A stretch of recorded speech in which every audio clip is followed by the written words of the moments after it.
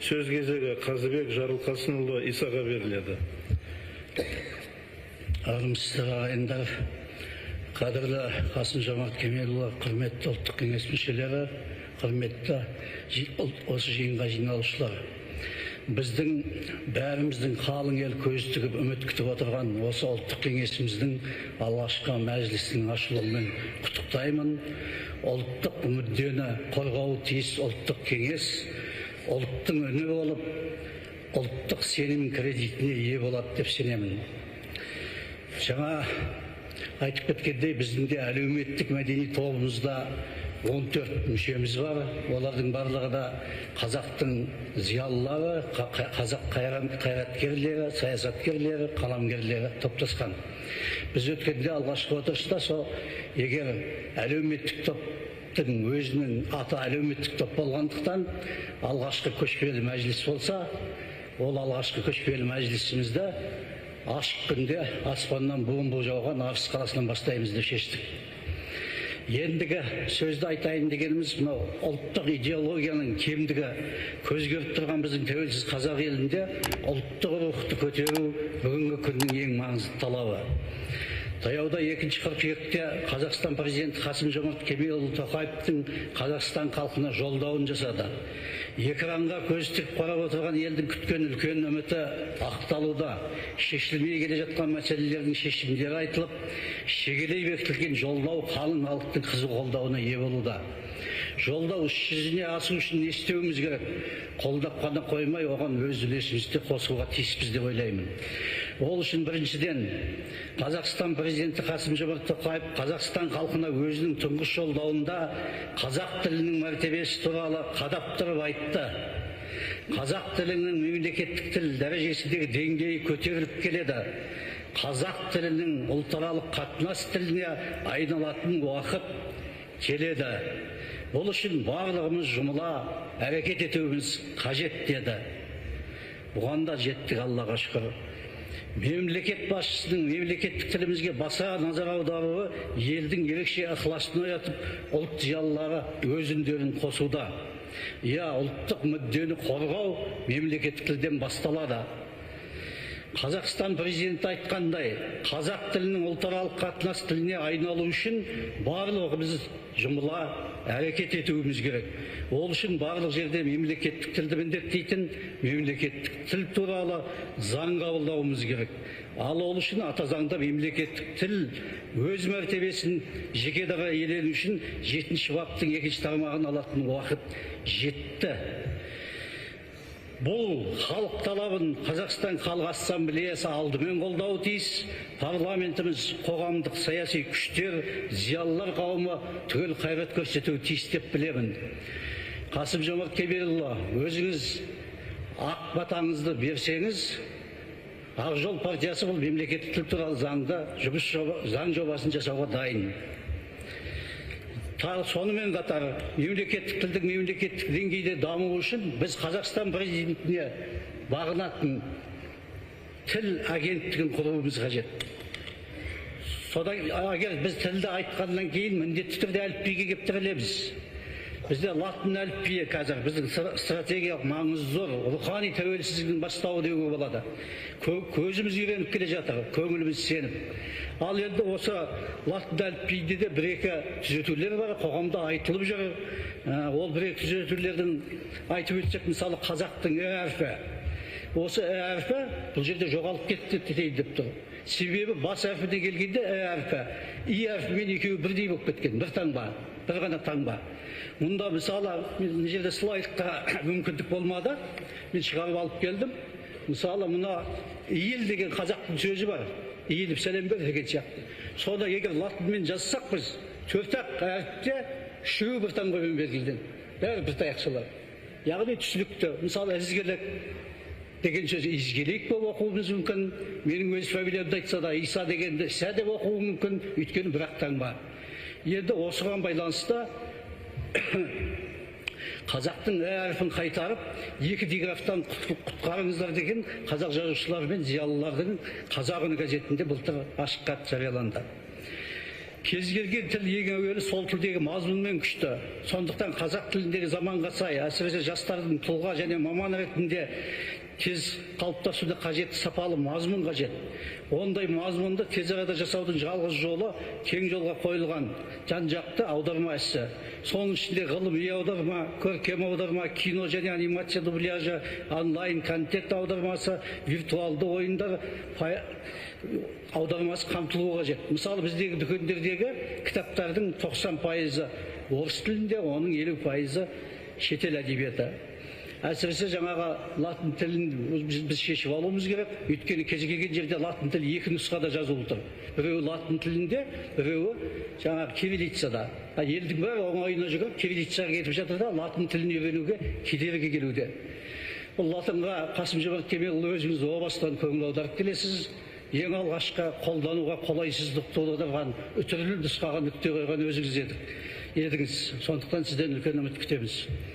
Қасым-Жомарт Тоқаевтың Қазақстан президенті болып сайлана салысымен ең бастысы қазақ тілі деп мәлімдеуі және Қазақстан халқына жолдауында қазақ тілінің ұлтаралық қатынас тіліне айналу үшін барлығымызды жұмыла әрекет етуге шақыруын ұлттық жаңғыру, ұлт мүддесін ұлықтаған ұлттық ұран деп қабылдаймыз.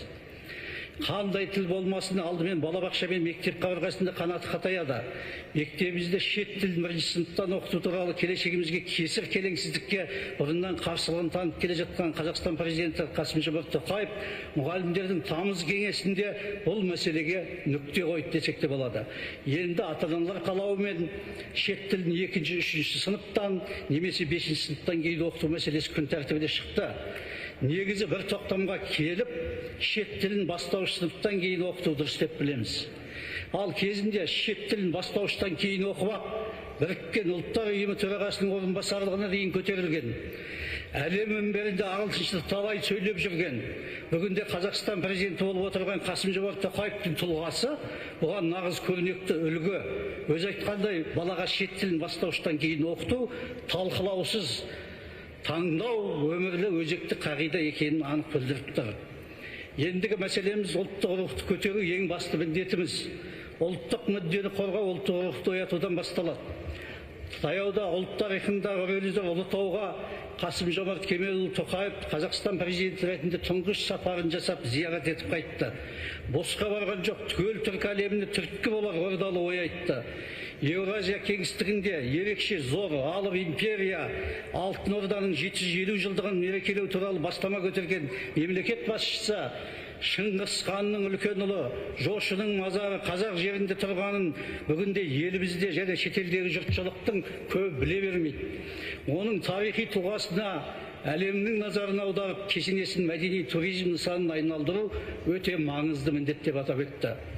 Мемлекет басшысының Ұлытау сапары мен ұлағатты сөздері рухымызды көтеріп, еңсемізді биіктетіп кетті. Иә, Алтын Орданың атасы Жошы ханның тұлғасын асқақтату түгел түркіге ортақ игілікті іс. Алып империяның алғашқы астанасы Сарайшықта Алтын Орданың тізгінін баласы Батуғанға тапсырып кеткен әкесі ұлы ханымыз Жошы да қазақ жерінде жатыр. Жошы Шыңғыс ханның бірінші әйелі қазақ қызы Бөртеден туған тұңғыш ұлы. Біріншіден, Жошы ханның Ұлытауда таққа отырғанына 2023 жылы 800 жыл толады. Қазақ мемлекеті тарихындағы елдік маңызы ерекше зор. Бұл мерейтой мемлекеттік деңгейде тойлануы тиіс. Міне Қазақстан президенті айтқандай, Жошы ханға әлем назарын нағыз аударар кезең басталды деуге болады. Осындай әлем тарихындағы салмағы орасан, саңлақ тұлғалар мен маңызы зор қалалар өзге бір елдің еншісінде болса не болар еді? Әріге бармай-ақ мемлекет басшысы айтқандай, кішкентай Моңғолияның өзі Жошы ханның әкесі әлемді билеген Шыңғыс хан арқылы дүниежүзіне дүбірін танытып жатыр. Мүмкін бізде Шыңғыс ханның алып ескерткішінде Жошы ханға одан да кем емес кемел ескерткіш кешен тұрғызармыз. Ол кешенде Жошының анасы Бөртеде, баласы Батухан да, әкесі Шыңғыс ханның да ескерткіші тұрса, тіпті керемет болар еді. Ал Ұлытауда мазары жатқан жошы ханның ескерткішін Қазақстан президенті Қасым-Жомарт Тоқаев тұрғызып жатса, ұлт рухы дүр сілкінер дүбірлі дүние болар еді. Жошы ханның киелі кеседесі мен келешек керемет кешені әлем саяхатшыларын тартып тұрар тарихы да, тартымды да тамаша орынға айналар еді. Өйткені Ұлытауда ұлы жошы ханды ұлықтау алтын орданы асқақтатуға бастайды. Үшінші, мемлекет басшысының алтын орданың 70 жылдығын мерекелеу туралы елдік маңызы ерекше бағалы бастамасына ұлт зиялылары не дейді?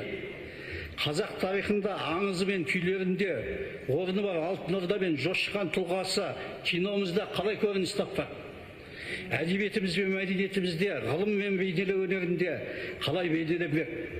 Рухымызды көтерер алып империя алтын ордамыздың тарихын күнделікті нәр берер рухани айналымға қалай қосамыз? Иә, мектеп пен жоғары оқу орындары оқулықтарында бұл бағалы да баянды тақырыпқа басты назар аудару керек. Төртінші, осылардан туындай келе төртінші, қазақ тарихын нақты да шынайы деректер негізінде қайта жазатын уақыт келді. Мемлекет басшысының ұлытау сапары ұлт рухын көтерер саясат, ұлт мүддесін ұлықтайтын кешенді шаралар керектігін ұқтыруда. Бұл бастаманы қалың ел қуана қолдап жатыр.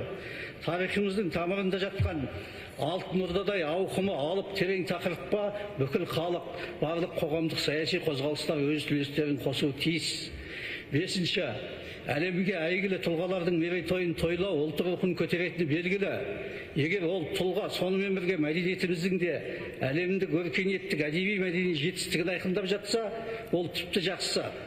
Алпамыс батыр жырының 1000 жылдығын ЮНЕСКО бойынша тойлауда туыс халықтар біздің алдымызда орап кетті. Ал 2 күн бұрын Қасым-Жомарт Кемелұлы өзіңіз ашқан азиялық жазушылардың тұңғыш форумында Әзербайжанның әйгілі жазушысы Анар Рза қырғыздардың Манастың 1000 жылдығын тойлаған тойында Әзербайжан президенті Гейдар Алиевтің сол кездегі бүкіл түркіге ортақ әулие, абыз, қобыз атасы Қорқыт бабаның 1300 жылдығын өткізу туралы ұсыныс айтқанын жеткізді. Ал Қорқыт бабаның мазары қазақ жерінде, сыр бойында, Қызылорда облысында жатқан, ол жерде қазір Қорқыт баба атты сәулеттік мемориалдық кешен бар екенін ойласақ, Қорқыт бабаның мерейтойын алдымен қазақ елі атап өту керек екені көзге ұрып көңілде сайрап тұрған жоқ па?